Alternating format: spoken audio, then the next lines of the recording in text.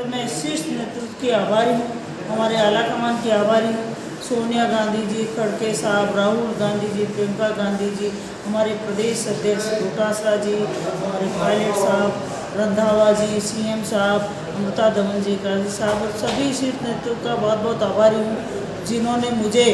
पुष्कर विधानसभा क्षेत्र से प्रत्याशी बनाया। मैं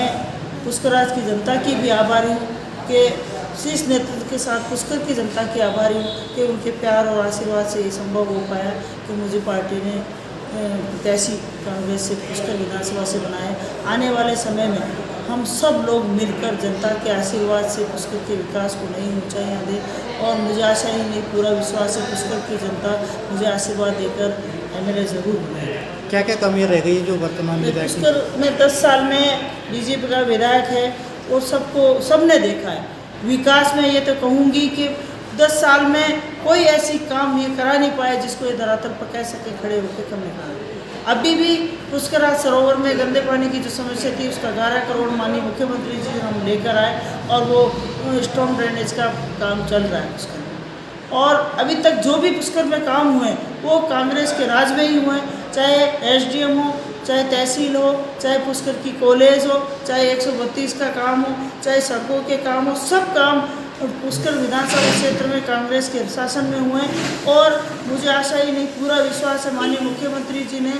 ऐतिहासिक काम किए हैं संगठन में। डोटासरा जी ने संगठन को जो विस्तार दिया है, चाहे मंडल इकाइयाँ बनाना, चाहे ब्लॉक की बनानी हो, चाहे हमारे मंडल की कार्यकारिणी, ब्लॉक की कार्यकारिणी, हम लोग आम जनता तक गांव-गांव, ढाणी-ढाणी, बूथ-बूथ जाकर कांग्रेस को विजयश्री दिलाने का हमारे कार्यकर्ताओं के साथ, हमारी पुष्कर की जनता के साथ ये प्रयास करेंगे कि कांग्रेस को विजयश्री मिले और पुष्कर की जनता मुझे आशीर्वाद देकर कांग्रेस का एमएलए बनाए ताकि हम आने वाले समय में पुष्कर जो जगत पिता ब्रह्मा की नगरी तीर्थराज पुष्कर है उस रूप में उसके विकास को ऊंचाइयाँ मिले, उसके धार्मिक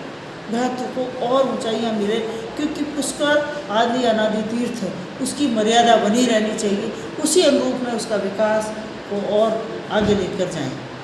ये काम कांग्रेस सरकार में ही संभव है और पूरा विश्वास है माननीय मुख्यमंत्री जी ने जो ऐतिहासिक काम किए हैं पिछले 5 सालों में, उन कामों पर, चाहे गांव ढाणी में काम हो, चाहे महंगाई राहत शिविर के माध्यम से काम हो, उन कामों को हर घर में राहत पहुंचाइए महंगाई राहत से। चाहे बिजली के बिल माफ़ करने की बात हो, चाहे 100 यूनिट घर की, 2000 यूनिट